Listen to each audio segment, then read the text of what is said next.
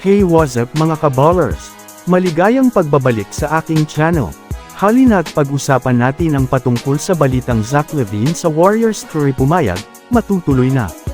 At ang balitang Draymond Green versus Gobert magra-round 2 pa. Tara na't pag-usapan natin yan dito sa Basketball Hotshots.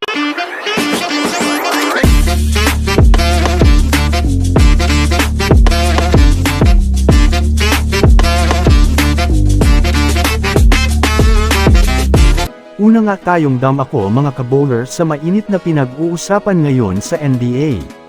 Alam naman nga po natin kahapon lang mga kabowlers, ang naging kaguluhan sa pagtatapat ng kupunan ng Golden State Warriors, at itong Minnesota Timberwolves. Kaya naman kaninang umaga lang mga kabowlers ay nahatulan itong, si Draymond Green ng suspension sa darating na 5 laro bukod pa dyan mga kabowlers, magmumulta nga ito ng halos $700,000 dahil sa kanyang pananakal, sa big man na si Rudy Gobert. Ngunit sa pangyayaring yun mga kabowlers ay may sinabi pa pala itong si Rudy Gobert kay Draymond Green, matapos nga ang kaguluhan, mga kabowlers tinawag nga ni Rudy Gobert itong si Green na may clown behavior. Kaya kung susumadahin nga natin mga kabowlers mainit pa nga ang issue na ito, lalo pat dahil sa nangyaring iyon ay may mga naantalang karera. Sa kasalukuyan nga mga kabowlers ay kailangan na lang nga po nito ni Green, mga kabowlers magpalamig at pagbayaran ang nagawang mali.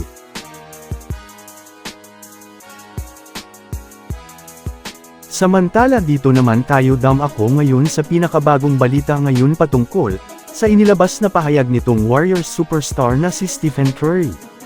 Alam naman nga po natin mga kabowlers na hirap ngayon ang Golden State Warriors manalo ngayon sa regular season. Kung susumadahin nga natin mga kabowlers magtutuloy-tuloy pa nga ang pagkatalo nito, kung sakaling wala pa silang gawing move sa ngayon.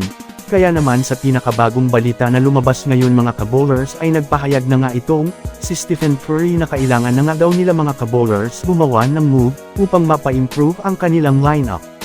Meaning mga kabowlers maari na nga pong gumawa na sila ng trade sa ngayon, alam naman nga po natin na napakainit nga po ng pagpasok dito ni Zach LaVine. Bukod pa dyan mga kabowlers maaring gagawa na rin na po ang Warriors ngayon ng paraan, upang makakuha ng legit na big man na makakatulong sa kanila sa ilalim. Kaya naman mga kabowlers masasabi natin na magandang balita nga po ito, sa ngayon sa kupunan ng Golden State Warriors. So that's it for today's video mga kabowlers. Yan lang ang ating pag-uusapan sa ngayon, pindutin na ang subscribe, and hit nyo na rin ang notification bell, para sa mga susunod na update sa mundo ng basketball. Again, this is Basketball Hotshots, thanks for watching.